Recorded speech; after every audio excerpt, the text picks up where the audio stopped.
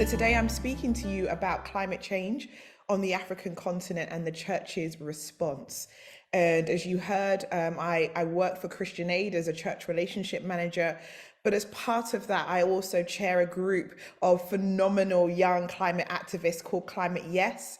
It's an ecumenical global climate justice movement for young people that's happening right across the continent, but also Europe, and also starting up in Asia and in South America as well. And so it's been amazing to be able to chair that and to journey with them over the last 18 months, looking at ways that we can mobilize young people to get involved, to be part of the change, because so much of this affects their future.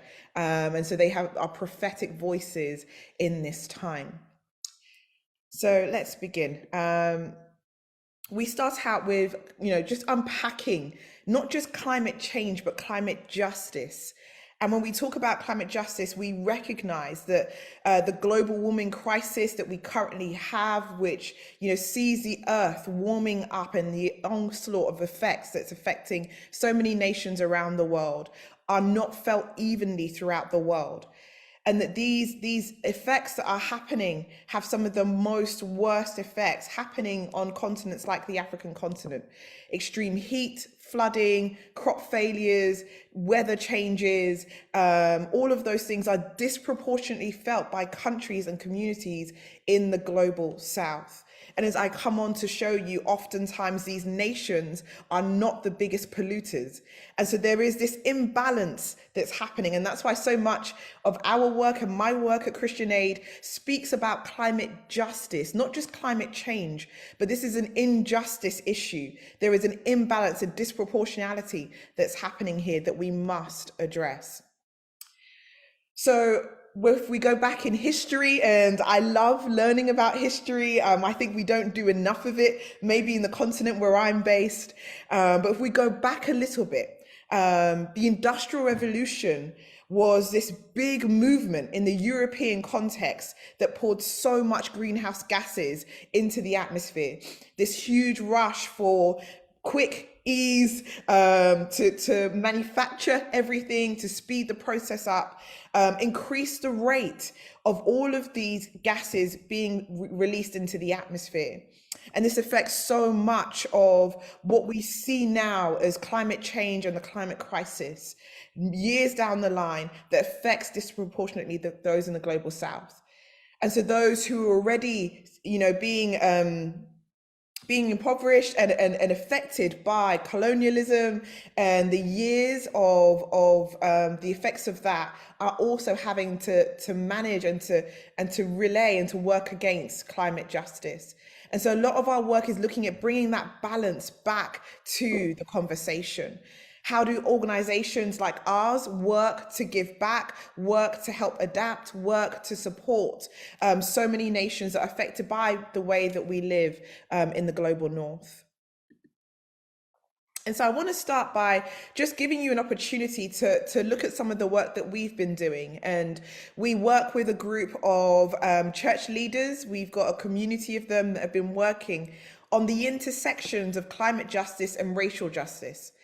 And this conversation is important because we see that disproportionality, and oftentimes it's in nations like Africa and Asia and South America. And often there is an additional layers of our history of colonialism and the slave trade that add to this.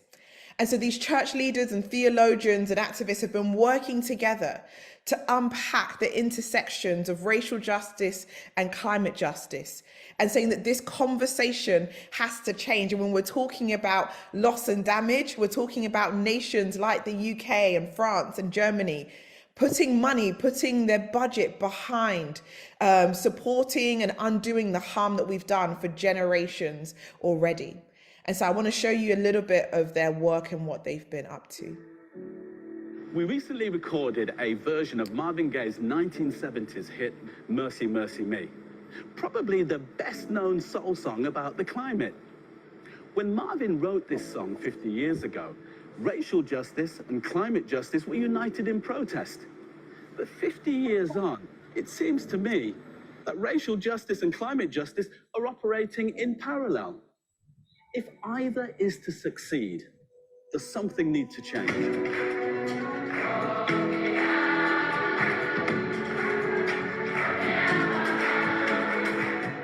For me, climate justice is a racial justice issue because actually many of the people that experience the worst impacts are Black and brown people.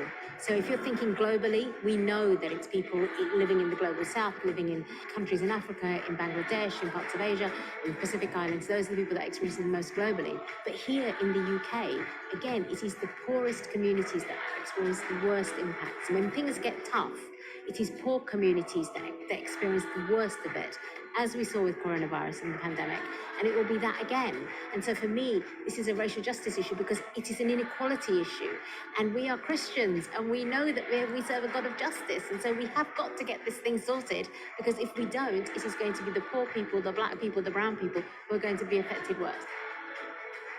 The climate crisis affects us all, but disproportionately impacts countries in the global south. It brings increased extreme weather events like floods, droughts, and hurricanes. And the countries hit hardest by that are the developing ones. For Global South, I must say it's a reality. And I'm from Dhaka, Bangladesh. It's one of the most climate vulnerable countries in the world. For us, floods, cyclones are more intense, are more frequent. After disaster, people try to cope. So in many cases, they marry off their young girl. They send off their young son to work. So they are out of school, both of them. It's not something anyone wants to do. Be a bride maybe at the age of 12, 13, and become a bread earner at the age of 8, 9, 10. Which is really, really difficult. Marvin Gaye spoke of poison is the wind that blows. Today, that poison is what we're doing to our atmosphere. Vast, energy-hungry developed economies, the pollution that brings. Many of those effects cannot be undone. For example, loss of life, loss of biodiversity, loss of ecosystem. So in many cases, these are not to be avoided or will not be avoided. The countries suffering don't have the resources to deal with the devastating effects. Developed nations made a promise to provide $100 billion of support for developing countries by 2020. They didn't deliver that. These people who are suffering the worst impacts of climate change contributed less to the problem. So it's a obligation to global leaders to come forward and act. We have been talking about climate change loss and damage for more than 2.5 decades now. Still, I would say no tangible support we have received. And without the financial support that was promised, what will life look like? If we do not take the action, as we from Global South, we shall be more in danger. When the UN was created, some countries were not existing, and now they're existing. So I believe if we do not take the action, we shall go back in the life of not existing again. If the temperature keeps rising, there will be no mercy, only misery for millions. David Attenborough is not alone in pointing out that it's the moral duty of richer nations to help the poorer ones. It's about justice. And justice is about making reparation for the damages that you've done. The countries from the global south who are suffering because people in the north are creating the problem, creating the pollution. And so if you're going to fix the problem, you have to use the wealth that's being created off the back of these poor countries and distribute it. So it's about redistribution of the wealth that's coming there and to uplift those countries. And so to mitigate against climate injustice, racial injustice, we have to be able to help those countries financially. Civil rights was the fight of Marvin Gaye's time. Climate justice is the fight of our time. Racial justice and climate justice are again today merging. We know that we need to do our bit in our own lives, but we also need to put consistent pressure on our leaders to do their bit.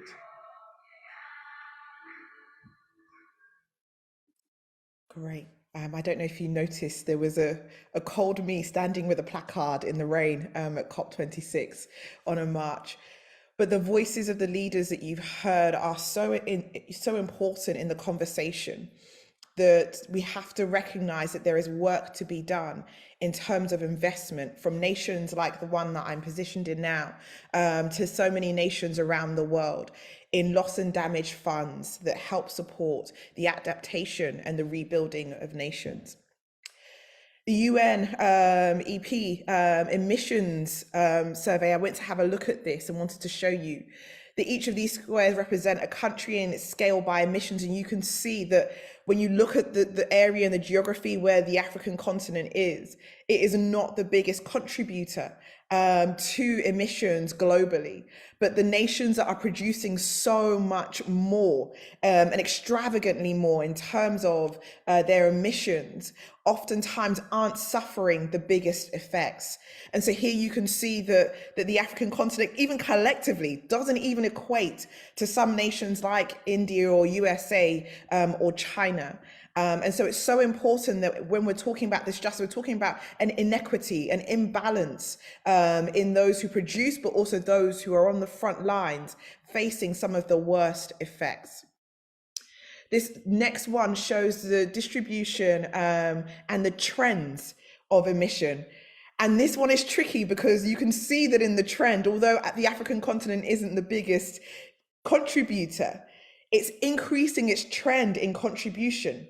And so for us, this is a conversation that we must have, not only in our churches, not only in our communities, but right across our continent, that we have to have this conversation about how we're living, the methods that we're adopting, the ways and the lifestyles that we're taking on, that we don't then follow in suit of some of the things that we've seen and the harm that we've seen over generations, that we don't end up being part of it and contributing into it. And so we can see that the African continent right across, very few places is it stagnant. The grey lines are almost stagnant, no huge change, but the orange lines are where it's increasing right across the continent. The burning of fossil fuels, the change to dependence on fossil fuels, the cutting down of trees, all of those things are adding to our trends in increasing emission. And so when we come to the impact, I mean, when I went on a trip to South Africa with church leaders, both from the UK and South Africa. And one of the things that they taught me, which I will never forget, is that people in communities are the professors of their own suffering, which means that we don't sit in an office far away and determine that we are the leaders or the deciders of how it impacts people. That we must listen and constantly listen to the voices of those on the front lines who are being impacted, who are having their homes flooded or destroyed, who don't know where their next crop will come or how the rain season will happen. That people are the professors of their own suffering, and so we must lead in that voice. But I wanted to share with you, I guess, from some of the articles and some of the research that's being done, some of the impacts that we're seeing, but this should in no way take precedent over people in communities on the ground who are there and who are being impacted the most by this. And so Africa's climate has warmed more than the global average since the pre-industrial times. And in parallel, the sea levels are rising right along the African coastlines. And we've seen in recent years the increase in flooding in so many nations along the coast on the African continent. And we've seen the erosion of lines and boundaries around cities and around nations. And the changes in continental water bodies have major impacts on agriculture, on ecosystems, on biodiversity, and on access as well. And so the temperature increase, the heat waves, extensive floods, tropical cyclones, prolonged droughts, sea level rises, all of this resulting in a compounding loss of lives, property, damage, population, biodiversity, culture, and communities. And so all of this stuff has long-term impacts for future generations. Like Mike Erasto said in the video, that there were some communities that if we're not taking serious actions now, in 10, 15 years' time, will no longer exist. Won't be a community, won't be a culture or community for us to pass on to future generations. And so I wanted to talk to us because we're in this unique space as church where we have an opportunity to be, as Jesus says, salt and light. And I want to talk to us about a theology of shalom. And shalom isn't just about peace, an absence of strife or argument or people getting along, but there is a deeper meaning when we talk about shalom. Shalom is used over 550 times throughout the Bible. It has this connotation of peace and wholeness, of good relationships one to another, but it's bigger than just relationships between human beings. It's this picture of making things right, of restoring, nothing missing, nothing broken, a balance of all things. Walter Brueggemann says that this vision of wholeness, which is the supreme will of the biblical God, is the outgrowth of a covenant of shalom in which persons are bound not only to God, but to one another, and I would say to the earth as well, in a caring, sharing, rejoicing community with none to make them afraid. There is this beautiful restoration of relationships between all things, not just between us and each other, community to community, person to person, but also with us and the earth. And how do we as Christians live out this theology of shalom? Colossians 1:15-20 talks about Christ as the reconciler of all things, that he's the image of the invisible God, the firstborn over all of creation. All things were created, heaven on earth, visible, invisible. All things have been created through him and for him. He is before all things. In him, all things hold together. And all means all, right? All isn't just us. All is everything. That Christ reconciles all things, including the earth. And through him, he will reconcile all things, whether on the earth or in heaven, to himself. And so we want to be part of this project, of this journey of God and reconciling all things, be part of this kingdom making reconciliation. And this is a privilege and an honor for us to be joining in this work that God does in bringing restoration to all things. And so what does this look like for us as a church and our response? Well, I mentioned to you that I chair a group of global young activists, phenomenal young people. And I think the youth voice is an intentional and important voice in this conversation. We've seen that the youth voice is a prophetic voice in our generation, speaking truth to power, unafraid, unashamed to step up and say something's got to shift. And I love that this course is on the theme of justice and the prophets, because as we look through the Old Testament, so many of the prophets over and over again declare that prophetic message of justice, of you have forgotten the ways in which God has called you to live with one another, return to it, speaking truth to power. And we as a church, I believe in this time, have to regain our prophetic voice, have to take up that prophetic mandate and speak truth to power. We have to care for the planet around us for the sake of future generations, for the sake of our discipleship to Jesus. And so Climate Yes is a community, and if any of you would love to hear about it or to join in, I'm sure that Irene and JP can put our Instagram name or our website into the chat. But we're a community of Christians from different denominations right across the church, moving together, journeying together in ways in which we can support climate justice in the earth today. And so the youth voice is an important voice in that. And as church leaders, how do we support that, make space for that, amplify those voices in the church and the spaces that we're in? The next one is to mobilize your denomination and to mobilize other denominations. And I shared with you just this picture of what Laudato Si community are doing in their response to climate injustice. And they've created an 8-day journey that they're doing a response to the earth each day. And one of them is a call to protect, a call to look after creation. The next day is a call to look after one another. And so how do you use the spaces and the agency that you have to be able to mobilize your congregation, your community, your denomination, your society to be part of this move? There are ways in which you can do a devotional, a week long of action, joining in with Earth Day are all great ways of joining in and joining the movement. I put tree planting as one of the many practical ways that you can get involved. This is a group of Lutherans that one of our Climate Yes leaders joined, who've been tree planting. And tree planting is a great way and a great movement of resistance against climate injustice.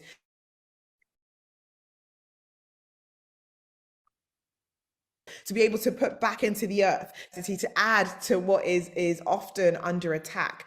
But there are other ways like litter picking, like campaigning to your local policy makers, like asking for meetings with other church leaders and using your joint agency to be able to speak up. And often, we are strong individually, but we are so much stronger together.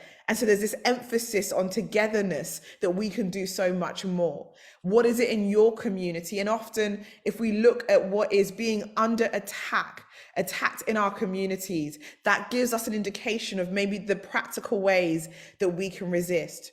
If there is a new fossil fuel, a center in your community, how can you specifically resist that? How can you specifically campaign against that?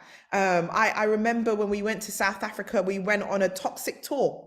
And this was an environmental tour that took us as a group of church leaders through the community to see the impact of petrol plants and fossil fuel plants on the local community, on the trees, on the beaches, its impact on the churches, its impact on healthcare.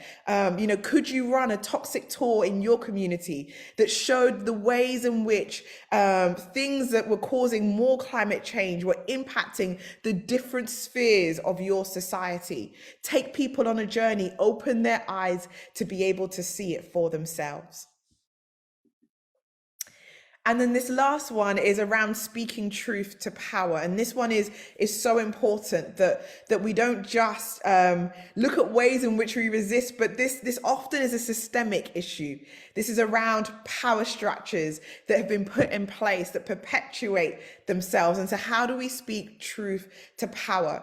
There's a group of some of our leaders from Climate Yes going to Chogam and speaking to politicians in Rwanda from all over the African continent and sharing policies and ideas that will help to resist against climate injustice. And so an encouragement to you is, how can you use the relationships you have, the opportunities that you see to speak truth to power? And again, this is our prophetic voice and our prophetic mandate as the church, and so important for us to take that up.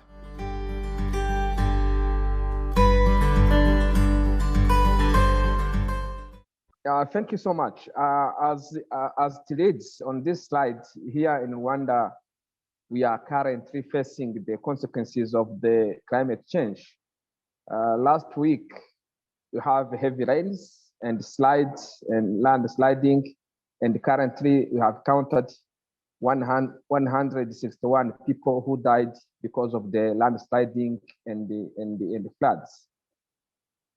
So there is now in Rwanda need for over 130 million US dollar for repairing things which has been destroyed. And I just pray that the Lord will have mercy on us, because some of the things you are suffering are partly consequences of our actions. Go to next. It's good to remind ourselves the biblical mandate for environmental protection as we seek to have a biblical and theological response towards the climate justice. As it has been said by my people who presented before me, God has created everything on earth, and behold, everything was good. as it reads in Genesis 1:31. Humanity was created on the sixth day after the creation of natural physical world, which is dwelling place for humanity. Everything created belongs to God for humanity to use in a fair way for the benefit of all and for the glory of God, as it reads in Psalms 24, verse 1. Next. And when we read also Psalm 104, this psalm presents creation as a visible depiction of the invisible God. This means that though we have not to worship nature, but we must have a full respect as it displays God's glory and also as a womb in which life dwells. Humanity or human beings were commissioned to multiply, to rule over, and to subdue the earth and the rest of creation, as it reads in Genesis 1, verse 26. Go to next. Then all those things we are talking about of the environmental crisis and the climate injustices, though some of the causes of environmental degradation are beyond human control now, but the underlying causes are partly human rebellion against the created order. God has designed cosmic order and relational harmony among things when he created. We can see this in Genesis 1 and 2, when God created the things and set boundaries to each things he has created. Next, please. I won't spend much time on this picture, but it is a depiction of what went wrong. God created the sky, sea, land, sun, stars, and moon, plants, animals, all those things. And he set boundaries. But because of sin and rebellion and disobedience, humanity sinned against God, and now we live like in abnormal situation. The consequences of sin are, next slide, please. We live, next slide. We live in a broken relationship, humanity with self, man against man, human against woman, with one another, humanity with God, humanity with nature. We don't care about the environment because the relationships are broken. We don't have that concern. We don't have that understanding to take responsibility. Next, the consequences of broken relationships are many. There is mutual accusation. Adam and Eve were accusing each other. There is distrust, fear for one another, fear for our future. There is selfishness. We want to think about ourselves today and future generations. Sometimes we don't care. There is a greed and unfair distribution of the natural resources. Poor people and small farmers in some countries are not given enough power to possess land and to use it productively. This reminds us the story of Ahab and Naboth over the vineyards. I think some of you know the story in the book of 1 Kings, chapter 21, verse 1 to 29. The king Ahab was concerned with a garden and did not bother about the survival of Naboth, who might have been depending on his vineyards. Next, please. There is carelessness, negative behavior, too much personal comfort till we forget about the others. People kill each other, people kill animals, people kill plants, destruction of air, water, nature, and so on. Go to next. I don't want to spend much time on this because it has been really spoken by people who are experienced in that. Go to next. The consequences of environmental degradation are well known. There is drought, increase the earth temperature, floods, tsunami, land sliding, increase the sea level, destruction of ozone layer, water shortage, war and conflict over resources, increase the diseases, cancer, AIDS, hunger, poverty, grievance, and so on, which can hinder to achieve the shalom, the complete shalom my sister has spoken about. Go to next. So after laying that foundation, it is good now to see how we can respond from a biblical perspective I think there is need to rediscover the basic truth that God is owner of the entire creation. Psalm 24, verse 1 to 2. Number 2, we have to remind that we have a mandate, we have been mandated to care for animals, to protect the trees, even during the wars. Those parts of scripture explain clearly that mandate. Even in the time of crisis, God's servant strived to rescue some living things. Example, Noah took with him creatures in the ark during the flood, and it was possible to multiply again after the flood was over. Next slide. Exodus 20, chapter 20 and Deuteronomy chapter 5 require that one day in 7 days be set aside as a day for rest for the people and animals. Some people will say, you want to make all of us Adventists? I think there is something we need to learn from them as far as rest is concerned. Because when we took rest, we give to the earth the possibility to renew, to regenerate, and our bodies too. So we must be careful on understanding what is the meaning of having Sabbath.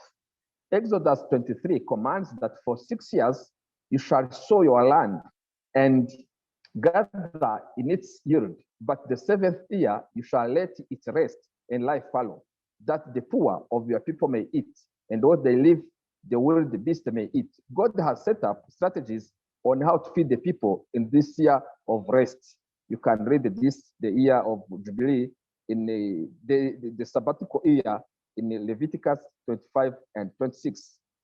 We need to develop a responsible use of land, not allow human to flood across the land at the expense of all other creatures. The prophet Isaiah said, woe to you who add house to house and join field to field, till no space is left and you live alone in the land.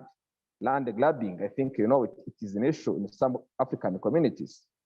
Next slide. We need to understand our stewardship responsibility. While expected to enjoy creation, while expected to partake of creation's fruits, we may not destroy the fruitfulness upon which creation's fullness depends. We must, with Noah, save the species whose interaction with each other and with land and water form the fabric of the biosphere.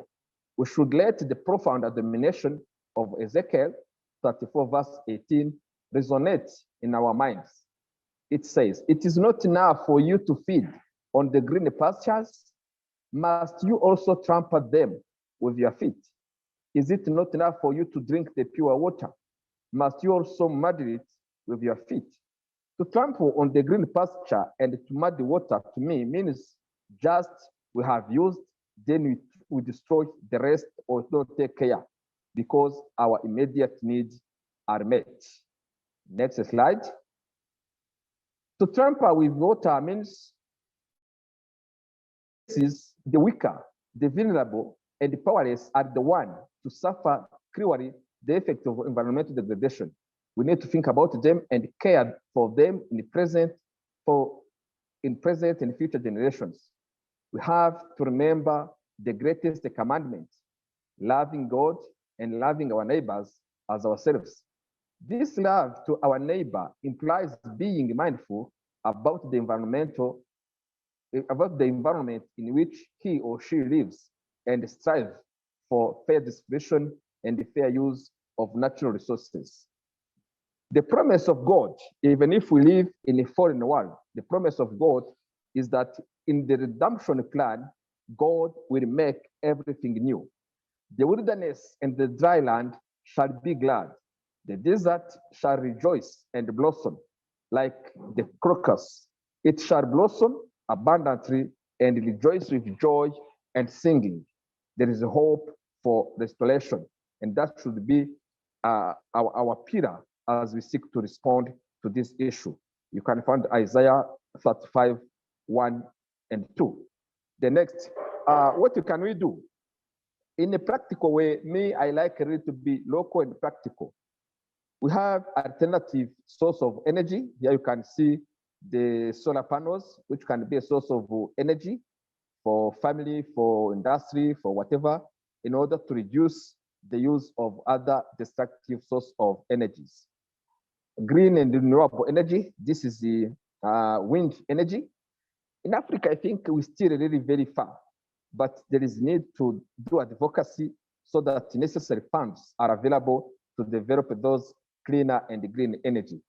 We need to grow trees. I had my colleague speaking about growing trees. And in a practical way, as a minister who is in the field based, I have gathered this some practical action which can be done at our level. There is a need to get informed and share the information you have about the issue. The prophet says they are the people who will perish because they lack knowledge. We have to share the knowledge we have.